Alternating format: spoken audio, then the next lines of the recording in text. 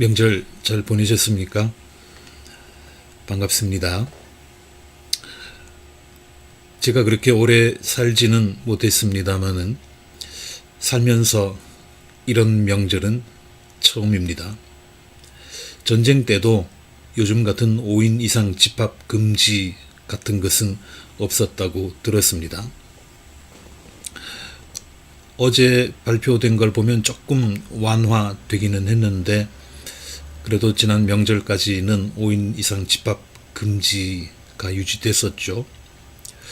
코로나 때문에 고생하던 작년 추석에도 이러지는 않았고요. 그렇지만 겨울 추위가 혹독하면 봄이 가깝다고 하지 않습니까?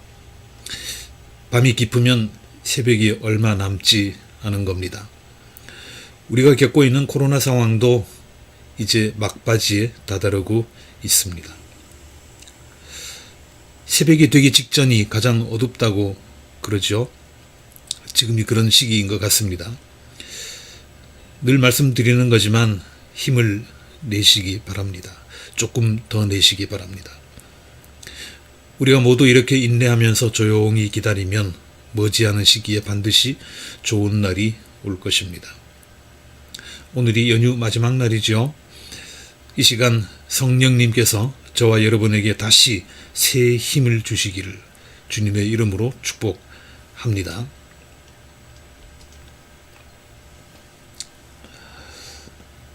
이번 명절에는 말씀드린 것처럼 집집마다 아예 모이지를 않았기 때문에 이런 이야기가 많이 들리지는 않습니다만 명절만 되면 단골로 등장하는 것이 식구들 간의 갈등 이야기죠. 그런 이야기들이 많이 나오는데 그 가운데서도 시어머니와 며느리, 며느리와 시어머니, 고부 갈등 이야기가 특히 많이 나옵니다. 서로 안 보고 지낼 때는 수면 아래 가라앉아 있지만 오랜만에 얼굴을 보면서 부딪히면 갈등이 겉으로 드러나게 되죠. 제가 지금 사례 하나를 소개하려고 하는데요. 우리나라 이야기는 아닙니다. 일본 이야기인데요. 어느 날 저녁이었습니다. 시어머니가 외출했다가 집으로 돌아왔습니다.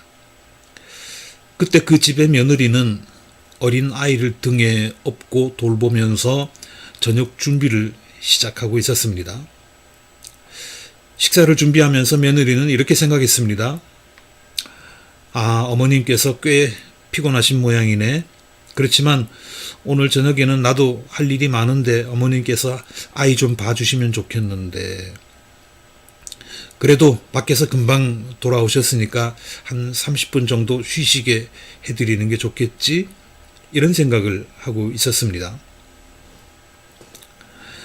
한편 방으로 들어간 시어머니는 이렇게 생각합니다. 며느리를 가만히 보니까 자기를 좀 도와줬으면 하는 눈치인데 그렇지만 지금은 내가 너무 다리가 아파서 잠시만 누웠다가 일어나서 아이를 봐줘야겠다. 그렇게 생각하면서 시어머니는 누웠습니다. 휴식을 취했죠. 며느리는 시어머니가 누워있는 방에 조용히 들어가서 살며시 이불을 덮어주고 밖으로 나갑니다. 이렇게 이불 덮어주는 게 물론 당연히 배려이기도 하겠지만 동시에 무언의 요청이기도 하잖아요. 저 여기 있어요. 저 지금 좀 바쁜데 좀 도와주시면 안 될까요? 말은 안 하지만 이불을 덮어주는 거기에 그런 뜻이 담겨 있는 거죠. 시어머니는 잠시 후에 자리에서 일어났습니다. 며느리가 이불 덮어준 걸 생각하니까 아, 이제 내가 좀 피곤하기는 하지만 며느리 좀 도와줘야 되겠다. 그렇게 생각합니다. 그러고는 아이를 데리고 공원으로 나갑니다. 며느리는 그 덕분에 가족의 식사 준비에 집중할 수 있었고요. 한참 시간이 지났죠. 남편과 시어머니와 아이는 식사 준비가 끝나기를 기다렸다는 듯이 딱 알맞은 시각에 집으로 돌아옵니다. 자, 이런 집 어떻습니까? 며느리도 바쁘고 시어머니도 피곤하지만 서로 조금씩 배려하니까 집안이 아무 일 없이 조용히 굴러가죠. 이렇게 서로 배려할 줄 알고 상대방의 의중을 알아차리는 데 익숙해져 있는 집에서는 굳이 긴 말이 필요하지 않습니다. 그냥 예, 나 다녀왔다. 그냥 그걸로 되는 거예요. 네, 어머니 다녀오셨어요. 이런 간단한 인사말 그거면 충분합니다. 근데 이거는 정말 모범적인 경우이고요. 실제로는 대부분 가정에서 그렇지는 않지요. 삐걱거리는 소리가 납니다. 자, 이번에는 이 스토리를 조금 다르게 전개해 봅시다. 저녁때가 돼서 며느리가 밥을 준비해야 하는데 시어머니가 집으로 들어옵니다. 며느리는 당연히 시어머니가 아이를 데리고 가서 봐줄 거라고 생각했죠. 그런데 이 시어머니는 도와줄 생각은 하지 않고 방에 들어가서 누워버리는 거예요. 짜증이 나죠. 그래서 일부러 설거지를 하면서 밥 준비를 하면서 소리를 크게 냅니다. 그릇을 떠그럭거리는 거예요. 그거 소리 들어보면 누구나 다 알잖아요. 아, 저거 불만 가득 섞여 있는 소리구나. 다 알죠. 방에 누워있는 시어머니는 또 마음이 편합니까? 속이 부글거리기 시작하죠. 그렇지 않아도 좀 쉬었다가 도와주려고 했는데 저놈의 며느리가 저러고 있으니까 괘씸해진 겁니다. 그래서 도와줄 생각이 싹 사라져버린 거죠. 자, 이런 이야기인데 방금 제가 해드린 이야기는 무대가 일본이고요. 때도 지금부터 수십 년 전입니다. 자, 여기 보시면 며느리가 전업주부잖아요. 시어머니도 직업이 없는 것 같습니다. 요즘 상황하고는 많이 다르죠. 그렇기는 하지만 이 이야기에서 우리가 생각해야 할 것이 있습니다. 자, 그게 뭐냐면 처음에 말씀드린 것처럼 서로 상대방의 마음을 알아차리고 조용히 배려하면 아무 문제도 생기지 않잖아요. 그런데 뒷부분에서 말씀드렸던 것처럼 상황을 조금 바꾼 이야기에서 말씀드렸던 것처럼 그렇게 해버리면 일이 꼬이는 거예요. 자, 여기서 뭐가 문제였겠습니까? 제가 생각할 때 문제의 포인트는 소리였습니다. 소리예요. 며느리는 바빠서 정신이 없는데 시어머니는 아이 봐줄 생각은 하지 않고 방에 들어가서 누워버립니다. 그러니까 며느리 속에서 열불이 나죠. 당연히 그렇게 될 겁니다. 자, 그런데 설령 그렇게 화가 나고 열이 나더라도 그렇더라도 며느리가 떨그럭 우장창 쨍쨍 꽝꽝 그릇소리만 크게 내지 않았더라면 문제가 안 생길 수도 있었을 겁니다. 시어머니가 잠깐 쉬고 나와서 아이를 데리고 나갔으면 그냥저냥 지나갔을 거 아니에요? 역시 소리가 문제였습니다. 소리가 문제였어요. 자, 성경 얘기 잠깐 보면은요. 구약 성경에 보면 이사야가 메시아에 대해서 예언을 하는 장면이 나옵니다. 이사야서 42장 2절인데요. 자, 장차 우리에게 메시아가 오실 건데 그 메시아는 어떤 분인가? 바로 이런 분이다 하면서 이야기를 하는 거예요. 이렇게 말합니다. 이사야서 42장 7절 그는 소리치거나 목소리를 높이지 않으며 거리에서는 그 소리가 들리지 않게 할 것이다. 자, 다시 읽습니다. 그는 소리치거나 목소리를 높이지 않으며 거리에서는 그 소리가 들리지 않게 할 것이다. 거리에서는 그분의 목소리를 들을 수가 없다. 이게 무슨 말입니까? 그분은 목소리를 크게 내지 않는다는 거예요. 담 밖으로 목소리가 나가지 않게 한다는 그런 분이다. 그 말입니다.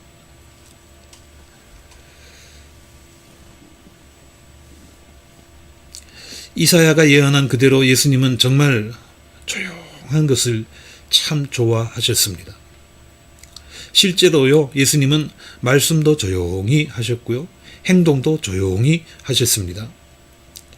마가복음서 8장 29절 30절에 이런 이야기가 나옵니다. 아까 제가 봉독해 드린 말씀인데요. 말씀드린 것처럼 예수님이 이렇게 조용조용 움직이셨지만 예수님에 대한 소문은 전국에 쫙 퍼졌습니다. 너나 없이 저 사람 봐라, 예수라는 사람 봐라, 정말 대단한 사람이네. 동네마다 그런 이야기가 퍼져 있었습니다. 그래서 예수님이 제자들에게 물었죠. 얘들아, 사람들이 나보고 뭐라 하대? 사람들이 나보고 뭐라 그러든? 제자들이 이렇게 대답합니다. 예, 선생님. 선생님을 보고 어떤 사람은 엘리야라고도 하고 또 어떤 사람은 요한이라고 그러는 사람도 있고요. 또 많은 사람들이 선생님을 예언자라고 합디다. 그랬더니 예수님이 다시 물었습니다. 이거 굉장히 중요한 질문이에요. 자, 좋다. 사람들이 나를 예언자라고 하는구나. 그 가운데는 요한이라고 하는 사람도 있고 엘리야라고 하는 사람도 있구나. 그런데 그러면 너희는 나를 누구라고 하느냐? 너희는 나를 누구라고 하느냐? 너희는 내가 누구라고 생각하느냐? 그랬더니 베드로가 이렇게 대답합니다. 여러분이 잘 아시는 말씀이죠. 네, 선생님은 그리스도이십니다. 선생님은 살아계신 하나님의 아들 그리스도이십니다. 완벽한 정답이잖아요. 정답 중에서도 정답입니다. 그때 예수님은 베드로에게 이렇게 말씀하셨어요. 그래, 맞다. 그래, 맞다. 그렇지만 떠들고 다니지는 마라. 그래, 맞다. 그렇지만 떠들고 다니지는 마라. 아무에게도 이 얘기를 하지 마라 하고 엄중하게 당부하셨습니다. 떠들고 다니지 말라는 거예요. 아무리 맞는 말이라고 하더라도, 아무리 진리라고 하더라도 떠들고 다니지 말라는 겁니다. 소리치고 다니지 말라는 거예요. 우리 옛속담에도 빈 수레가 요란하다고 그랬죠. 감나가는 짐으로 가득 차 있는 수레에서는 소리가 나지 않습니다. 그래서 예수님은요, 기도할 때도 떠들지 말고 기도하라고 가르치셨어요. 그럼 어떻게 기도합니까? 자, 바리새파 사람들이 회당 네거리에 서가지고 팔을 벌리고 주여, 저는 주님께서 명령하신 것을 다 지켰습니다. 11조도 열심히 잘했고요. 금식도 잘했고요. 어려운 사람이 있으면 도와주기도 했고요. 하나님 저 잘했지요. 이렇게 소리 내면서 기도했잖아요. 그걸 보고 예수님은 너희는 저러지 마라 그런 거예요. 떠들지 말고 기도하라고. 골방에 들어가서 은밀한 곳에서 보시는 내 아버지께 조용히 기도해라. 그렇게 가르치셨습니다. 금식할 때도요, 소리 소문 없이 표시 내지 말고 금식하라고 가르치셨습니다. 선행을 베풀 때에도 조용히 하라고 가르치셨습니다. 심지어는 내 오른손이 하는 일을 내 왼손도 모르게 하라고 하셨습니다. 자, 이런 가르침들을 우리가 볼 때에 이거 참 진리이기는 하지만 우리가 지키기는 쉽지는 않을 것 같기는 합니다. 그럼에도 불구하고 이거는 진리예요. 빈 수레가 요란하다는 것. 짐이 있는 중요한 짐을 실은 수레는 요란하지 않습니다. 자, 이게 뭘 말하는가 하면요, 소리 없는 사람이 강하다는 거예요. 떠벌리고 다니는 사람, 자기 힘 세다고 큰 소리 치는 사람, 그 사람 무서워할 거 하나도 없습니다. 자기 많이 안다고, 공부 많이 했다고, 돈 많다고 떠들고 다니는 사람 무서워할 거 하나도 없습니다. 조용하게 소리 없이 표시 내지 않고 실력을 발휘하는 사람, 그런 사람이 정말 무서운 사람이에요. 소리 없는 사람이 강한 겁니다. 우리 주변에도 보면 전혀 요란하지는 않지만 조용한 가운데서 자기가 맡은 일 잘 해내는 사람들 있잖아요. 그런 사람들은 시끄럽게 소문을 내지는 않지만 모든 일이 잘 돼 갑니다. 자, 이런 종류의 사람, 조용한 사람이 그렇게 잘 되는 데에는 다 이유가 있는 거예요. 예수님께서 조용하게 선을 행하라고 하셨잖아요. 그거를 우리 동양에서는 음덕이라고 합니다. 음덕. 표시 내지 않고 덕을 베푼다는 말이잖아요. 이렇게 우리가 음덕을 쌓아야 되는데 떠들썩 시끌벅적하게 티내면서 뭘 하는 게 아니라 조용하게 소리 안 나게 표시 안 나게 음덕을 쌓아야 되는데, 이 음덕을 쌓는 거는 무엇과 같은가 하면은요, 물건을 사면서 포인트를 적립하는 것하고 비슷합니다. 왜 우리가 뭐 카드를 쓴다든지 어떤 포인트 제도가 있는 물건을 산다든지 할 때 그 포인트를 쌓아놓으면 나중에 그걸로 먹을 거 사 먹기도 하고 또 다른 물건을 사기도 하고 그러잖아요. 자, 우리가 음덕을 쌓는 것도 그렇게 포인트가 쌓이는데, 음덕 포인트 언제 쌓이겠습니까? 예를 들면 이런 거예요. 내가 지금 열을 받았습니다. 화가 엄청납니다. 그렇지만 그 화를 소리 내서 터뜨리지 않고 조용히 소리 없이 넘어갑니다. 그러면 그때 음덕 포인트가 쌓입니다.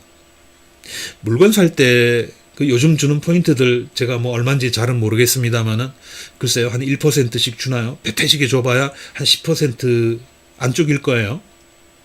근데 이 음덕 포인트는 그것보다 훨씬 큽니다. 작은 포인트 하나가, 작은 음덕 포인트 하나가 우리의 생명을 살릴 수도 있어요. 엄청난 위기에서 우리를 구출해낼 수도 있다는 겁니다.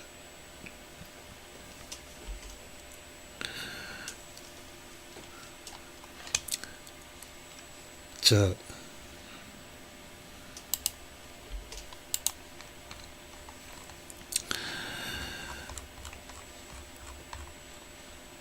마태복음서 6장 4절 말씀입니다. 이렇게 되어 있습니다. 내 자선 행위를 숨겨 두어라. 그리하면 남모르게 숨어서 보시는 내 아버지께서 너에게 갚아 주실 것이다. 그랬습니다. 자, 다시 한번 읽습니다. 내 자선 행위를 숨겨 두어라. 내 자선 행위를 숨겨 두어라. 그리하면 남모르게 숨어서 보시는 내 아버지께서 너에게 갚아 주실 것이다. 예수님만 조용한 분이 아니라 우리 아버지이신 하나님도 조용하신 분입니다. 남모르게 숨어서 조용하게 우리의 일거수일투족을 살피신다고 했죠. 지금은 비록 조용히 보고 계시지만 때가 되면 크게 갚아 주실 겁니다. 틀림없이 보상해 주실 것입니다. 그렇게 약속하셨잖아요.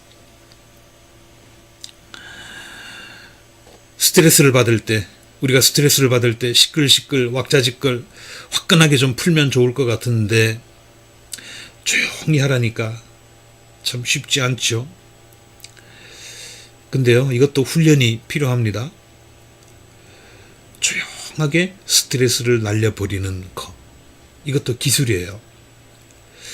우리가 기술 연마하려면 어떻게 해야 됩니까? 훈련해야죠. 끊임없이 훈련을 하는 수밖에 없습니다. 다른 방법 없습니다. 여러분 모두가 조용히 승리하는, 떠들썩한 가운데에 뭔가를 하려고 하는 것이 아니라 조용히 승리하는 훈련에 반드시 성공하시기를 바랍니다. 그럼으로써 여러분과 제가 소리 없이 강한 사람이 되기를, 조용한 가운데서 큰 행복을 누리는 사람이